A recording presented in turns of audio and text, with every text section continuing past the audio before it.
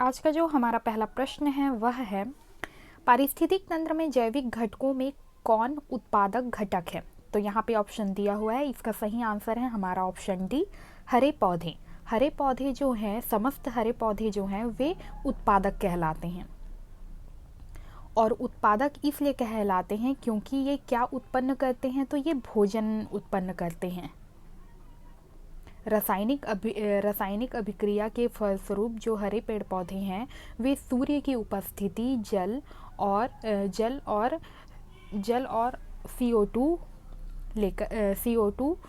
की उपस्थिति में फोटोसिंथेसिस की प्रक्रिया करते हैं, जिसके फलस्वरूप वे भोजन का निर्माण करते हैं या जटिल जो कार्बनिक यौगिक है उसका निर्माण करते हैं, जिसे जो शाकाहारी पौधे होते हैं वे भोजन के रूप में ग्रहण करते हैं। ठीक है, तो देखिए हरे पौधे जो होते हैं वे कहलाते हैं उत्पादक या निर्माण करने वाले। ठीक है, और जो इन उत्पादक को भोजन के रूप में ग्रहण करते हैं वे कहलाते हैं उपभोक्ता या खाने वाले। और इस उपभोक्ता के अंतर्गत शाकाहारी, मांसाहारी जो जीव हैं वे इसके अंतर्गत आते हैं। और फिर अंतिम होता है अपघटक, जो कि मुख्य रूप से माइक्रो ऑर्गेनिज्म की उपस्थिति में होता है। तो इस प्रकार से साइकिल जो है वो चलते रहता है। समस्त जो पारिस्थितिक तंत्र के समस्त हरे पेड़ पौधे हैं वे प्रकाश संश्लेषण की अभिक्रिया करते हैं और वे भोजन तैयार करते हैं, जिसे जो शाकाहारी जंतु हैं वे खाते हैं। फिर जो मांसाहारी जंतु जो रहते हैं वे शाकाहारी जंतुओं से अपना भोजन ग्रहण करते हैं। फिर अंतिम रहता है अपघटक या अपघटन की प्रक्रिया, जिसमें क्या होता है वो भूमि में मिल जाते हैं। तो इस प्रकार से जो साइकिल है वो चलता रहता है, तभी ये हमारा जो पारिस्थितिक तंत्र है वो कंटिन्यू बना हुआ है। अब देख लेते हैं दूसरा, कौन सा गैस समूह ग्रीन हाउस प्रभाव में योगदान देता है। तो इसका सही आंसर है कार्बन डाइऑक्साइड तथा मीथेन।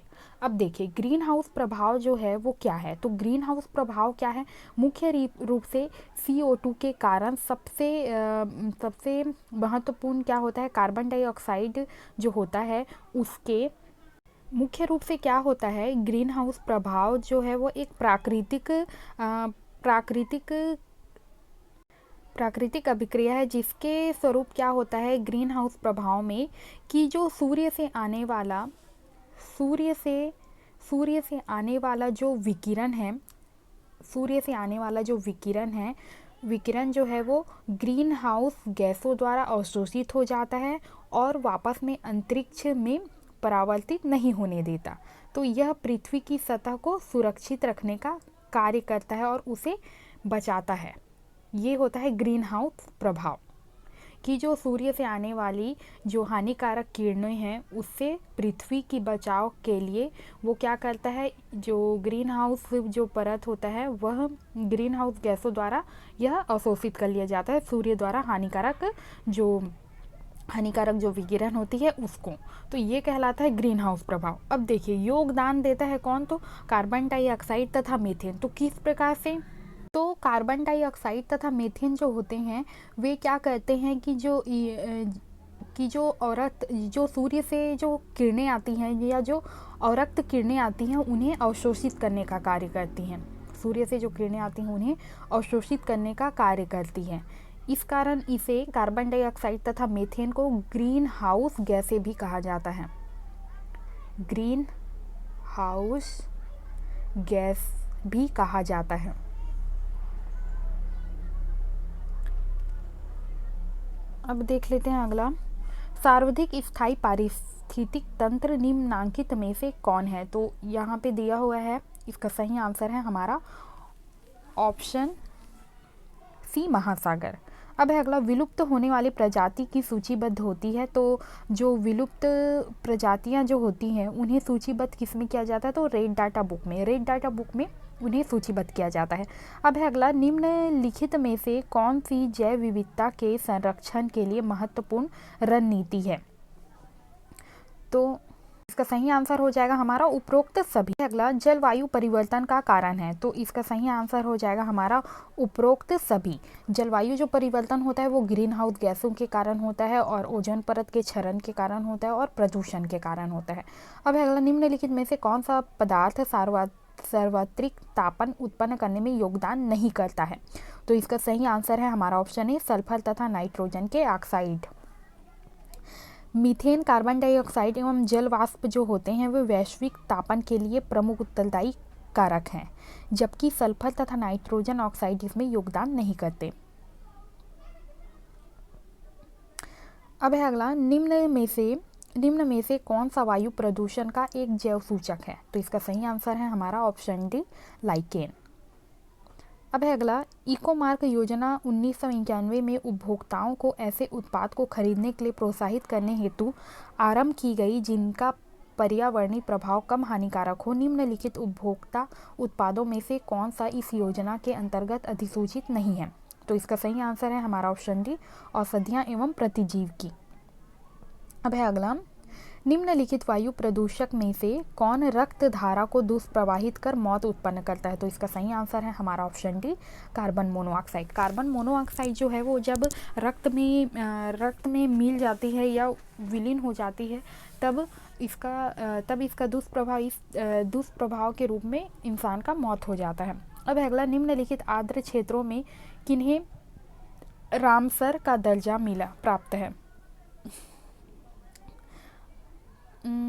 अगला इस क्वेश्चन को देखते हैं। मनुष्य के अंगों में कौन एक हानिकारक विकिरण से सर्वाधिक दुष्प्रभावित होता है, तो इसका सही आंसर है हमारा ऑप्शन है आँख। आँख जो है वो हानिकारक विकिरणों से बहुत जल्दी प्रभावित होता है। अब है अगला लाइकेन सबसे अच्छे सूचक हैं तो वायु प्रदूषण के। फिर है अगला राष्ट्रीय पर्यावरण इंजीनियरिंग शोध संस्थान कहाँ स्थित है, तो ये स्थित है हमारा ऑप्शन है नागपुर में। भारत में जैव विविधता की दृष्टि से धनी स्थान है, तो इसका सही आंसर है हमारा ऑप्शन है पश्चिमी घाट। अब है अगला पर्यावरण का संतुलन बनाए रखने के लिए वनांतर्गत क्षेत्रफल होना चाहिए, तो इसका सही आंसर है हमारा ऑप्शन सी 33%। अब है अगला विश्व ओजोन दिवस मनाया जाता है, तो ये मनाया जाता है 16 दिसंबर को। अब है अगला ग्रीन मफलर संबंधित है, तो ये संबंधित है हमारा ऑप्शन सी ध्वनि प्रदूषण से। अब है अगला निम्नलिखित में से एक विश्व का विशालतम पारिस्थितिक तंत्र है, तो इसका सही आंसर है हमारा ऑप्शन है समुद्र। अब है अगला मीथेन गैस उत्पादन वाला क्षेत्र है, तो इसका सही आंसर है हमारा ऑप्शन बी धान का खेत। एक बायोगैस संयंत्र में निम्न में से कौन सी प्रक्रिया होती है, तो इसका सही आंसर है हमारा किण्वन। प्रदूषण युक्त वायुमंडल को निम्न में से किसके द्वारा स्वच्छ किया जाता है, तो इसका सही आंसर है हमारा वर्षा के द्वारा। निम्न में से कौन सा एक पारिस्थितिक संतुलन बनाए रखने में मदद नहीं करता, तो ये है वनों को काटना। भारत में पर्यावरण अधिनियम पारित हुआ था तो 1986 में। अब है निम्न में से किस एक का संबंध पर्यावरणीय सुरक्षा से नहीं है, तो इसका सही आंसर है हमारा गरीबी कम करना। अब है अगला नीरी स्थित है, तो इसका सही आंसर है हमारा ऑप्शन ए नागपुर में। ओजोन बायोस्फीयर को बचाती है, तो इसका सही आंसर है हमारा ऑप्शन बी अल्ट्रावायलेट किरणों से। जैव विविधता का अर्थ है, तो इसका सही आंसर है हमारा ऑप्शन सी एक निर्धारित क्षेत्र में विभिन्न प्रकार के पादप एवं जंतु का निवासी स्थल। अब है अगला प्रश्न निम्नलिखित में से कौन सी धातु अन्य धातुओं के साथ अमलगम बनाती है, तो इसका सही आंसर है हमारा। अगला प्रश्न है वो प्रश्न थोड़ा मिस्टेक हो गया था, तो अब है प्रश्न एक धातु कुछ समय तक खुली हवा में पड़ी रहे, उस पर हरे कार्बोनेट की परत बन गई, वह धातु क्या है, तो इसका सही आंसर है हमारा ऑप्शन बी कापर। कापर जो धातु होता है उसमें हवा पड़ने पर उसमें हरे रंग के कार्बोनेट के परत बन जाते हैं। अब है अगला यदि किसी व्यक्ति की बंदूक की गोली लगने पर उसके शरीर से सभी गोलियां नहीं निकाली जाती तो निम्नलिखित में से किसके कारण उसके शरीर में जहर फैल जाएगा, तो इसका सही आंसर है हमारा ऑप्शन बी सीसा के कारण। दुग्ध एक ऐसा कोलाइडी तंत्र है जिसमें, तो इसका सही आंसर हो जाएगा हमारा ऑप्शन बी जिसमें वसा को पानी में परिक्षेपित किया जाता है। अब है अगला पायस एक कोलाइड होता है तो किसका, तो इसका सही आंसर है हमारा ऑप्शन बी, द्रव में द्रव का। द्रव में द्रव का कोलाइडी जो विलयन होता है उसे कहते हैं पायस। अब है अगला, शराब पीकर वाहन चालक के श्वसन परीक्षण में यातायात पुलिस क्या इस्तेमाल करते हैं, तो इसका सही आंसर है हमारा option A, potassium dichromate sulphuric अम्ल एसिड। अब है अगला, समुद्र के पानी से कौन सी धातु निकाली जाती है, तो इसका सही आंसर है हमारा ऑप्शन बी, मैग्नीशियम। अब है अगला, निम्नलिखित में से किस एक में सर्वोच्च विशिष्ट ऊष्मा का मान होता है, तो इसका सही आंसर है हमारा ऑप्शन डी, जल का। अब है अगला, शरीर के साथ संपर्क में स्प्रिट ठंडी अनुभूति देता है क्योंकि वह, तो इसका सही आंसर है हमारा ऑप्शन सी, अत्यंत वाष्पशील है। अब है अगला प्रश्न, बादल किसका कोलाइडी परिक्षेपण है, तो इसका सही आंसर है हमारा ऑप्शन डी, वायु के परिक्षेप माध्यम में जल बिंदु। जिलेटिन का प्रयोग प्रायः आइसक्रीम बनाने में किया जाता है जिसका उद्देश्य होता है, इसका सही आंसर है हमारा ऑप्शन बी, कोलाइड को स्थायी करना और क्रिस्टलीकरण को रोकना। रसोई की गैस एक मिश्रण है, तो इसका सही आंसर है हमारा ऑप्शन सी, ब्यूटेन और प्रोपेन का। एलपीजी जो सिलेंडर गैस होता है उसमें मुख्य रूप से ब्यूटेन और प्रोपेन का मिश्रण होता है। अब है अगला, जिस प्लास्टिक से कंघे, खिलौने, कटोरे आदि बनाए जाते हैं उसका नाम है, तो इसका सही आंसर है हमारा ऑप्शन बी, पॉलीस्टीराइन। पॉलीस्टीराइन से ये सब बनते हैं। फिर है, मोमबत्ती बनाने के लिए प्रयुक्त मोम रासायनिक दृष्टि से एक मिश्रण होता है, तो इसका सही आंसर है हमारा ऑप्शन ए, अल्फाबेटिक हाइड्रोकार्बनों का। अब है अगला, पेट्रोलियम एक मिश्रण है, तो इसका सही आंसर है हमारा ऑप्शन सी, हाइड्रोकार्बनों का। अब है अगला, ग्रेफाइट की अपेक्षा हीरा अधिक कठोर होता है, इसका कारण है, तो इसका सही आंसर है हमारा ऑप्शन बी, हीरे की जो चतुष्फलकी संरचना होती है उसके कारण वह अधिक कठोर होता है। अब है अगला, क्वार्ट्ज एक रूप है, तो इसका सही आंसर है हमारा ऑप्शन ए, सिलिकॉन डाइऑक्साइड का। अब है अगला, कांसा निम्नलिखित में से किसकी मिश्र धातु है, तो इसका सही आंसर है हमारा ऑप्शन सी, तांबा और टीन का। तांबा और टीन का मिश्र धातु है कांसा। अब है अगला, जर्मन सिल्वर में निम्नलिखित धातुएं होती है, तो इसका सही आंसर है हमारा ऑप्शन ए, तांबा, जस्ता और निकेल। अब है अगला, 18 कैरेट सोने में शुद्ध स्वर्ण का अनुपात होता है, तो इसका सही आंसर है हमारा ऑप्शन सी, 75%। स्वर्ण की शुद्धता कैरेट में व्यक्त की जाती है, स्वर्ण की शुद्धतम रूप होता है, तो इसका सही आंसर है हमारा ऑप्शन ए, 24 कैरेट। एक्सरे की खोज किसने की थी, तो इसका सही आंसर है हमारा ऑप्शन बी, रोएंटजन ने। अब है, भूकंप की तीव्रता मापने के लिए किस पैनल का प्रयोग होता है, तो इसका सही आंसर है हमारा ऑप्शन ए, रिएक्टर पैमाना। वाहन चालन हेतु पश्च दृश्य दर्पण होता है, तो इसका सही आंसर है हमारा ऑप्शन सी, उत्तल दर्पण। ध्वनि ऊर्जा को विद्युत ऊर्जा में परावर्तित करने वाले यंत्र का नाम है, तो इसका सही आंसर है हमारा ऑप्शन सी, माइक्रोफोन। तारों के टिमटिमाने का क्या कारण है, तो इसका सही आंसर है हमारा ऑप्शन डी, वायुमंडलीय अपवर्तन। समुद्र में पानी के नीले हरे होने का कारण है, तो इसका सही आंसर है हमारा ऑप्शन बी, जल अणुओं द्वारा नीचे प्रकाश का प्रकीर्णन। अब है अगला, निकट दृष्टि दोष या मायोपिया की निम्नलिखित में से किसका प्रयोग करते हुए ठीक किया जा सकता है, तो इसका सही आंसर है हमारा ऑप्शन सी, अवतल लेंस का। मायोपिया से जो ग्रस्त हैं उन्हें अवतल लेंस की सहायता से उन्हें ठीक किया जा सकता है। अब है अगला, वायुमंडल के ऊपरी भाग में ओजोन परत हमारी रक्षा करती है किससे, तो इसका सही आंसर है हमारा ऑप्शन सी, पराबैंगनी विकिरणों से। वर्णांधता का दोष किस लेंस के प्रयोग द्वारा दूर किया जा सकता है, तो इसका सही आंसर है हमारा उपयुक्त में से कोई नहीं।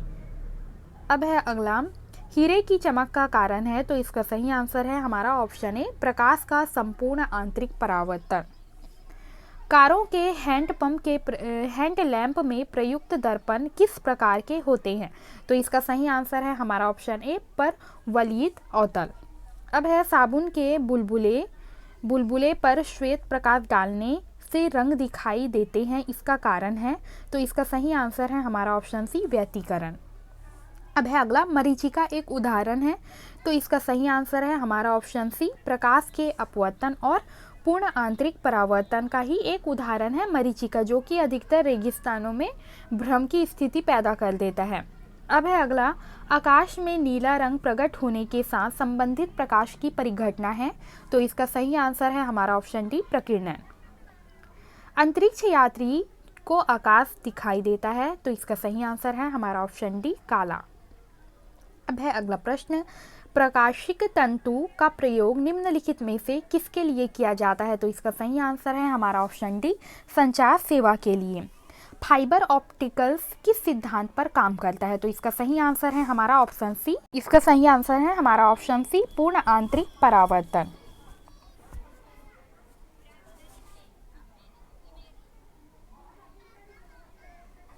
अब है अगला, आजकल सड़कों पर रोशनी के लिए प्रायः पीले लैंपों का प्रयोग किया जाता है। उन लैंपों में निम्न में से किस गैस का प्रयोग किया जाता है, तो इसका सही आंसर है हमारा ऑप्शन ए, सोडियम का।